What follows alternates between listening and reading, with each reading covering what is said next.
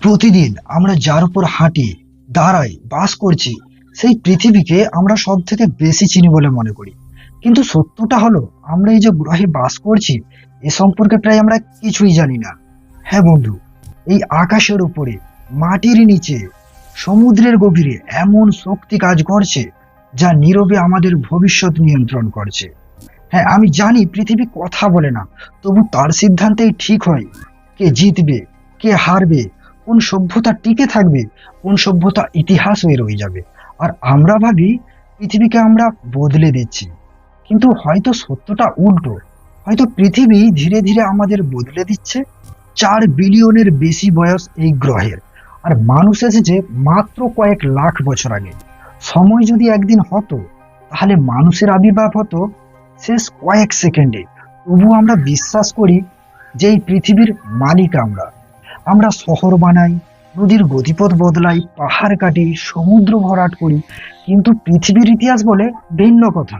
এ গ্রহ বহুবার প্রমাণ করেছে যে মানুষ অতিথি, মালিক নয়। একসময় সাহারা ছিল সবুজ বনভূমি, আর আজ তা মরুভূমি। একসময় মেসোপটেমিয়া ছিল পৃথিবীর সব থেকে উর্বর অঞ্চল, আর আজ তা ধুলাই ঢাকা। পৃথিবী নিজেই তার চেহারা বদলায়, রাজা সম্রাটের অনুমতি ছাড়াই। সভ্যতাগুলো ভাবে তারা ইতিহাস গড়ে, কিন্তু প্রকৃত ইতিহাস লেখে গ্রহটি নিজেই। আমরা যুদ্ধের কারণ খুঁজি রাজনীতি আর ধর্মে, কিন্তু বহু যুদ্ধের শিকড় লুকিয়ে আছে পানির অভাবে, ফসলের ব্যর্থতায়। একটি দীর্ঘ খরা একটি সাম্রাজ্য ভেঙে দিতে পারে, একটি শীতল যুগ পুরো সভ্যতাকে অনাহারে ঠেলে দিতে পারে। পৃথিবী অস্ত্র ছাড়াই মানুষকে পরাজিত করে। পৃথিবীর ভেতরে এখনো জ্বলছে আগুনের সমুদ্র।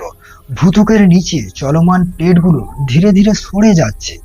এই নড়াচড়াই তৈরি করে পাহাড়, এই নড়াচড়াই তৈরি করে ভূমিকম্প।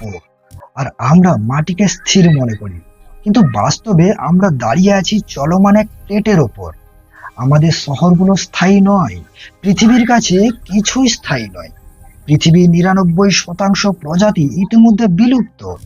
ডাইনোসররা একসময় পৃথিবীর শাসক ছিল, আর আজ তারা শুধু জীবাশ্ম। তারা ভাবেনি পৃথিবী তাদের ছাড়াই চলতে পারে, কিন্তু পেরেছে।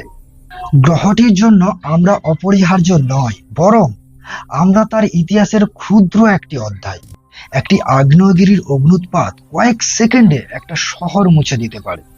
একটি সুনামি কয়েক মুহূর্তে হাজার বছরের সভ্যতাকে নষ্ট করে দিতে পারে। পৃথিবী রাগ করে না, সে সতর্ক বার্তাও দেয় না, সে শুধু তার নিয়মেই চলে। আর সেই নিয়মের সাথে মানিয়ে নিতে না পারলে মানুষ হারিয়ে যায়।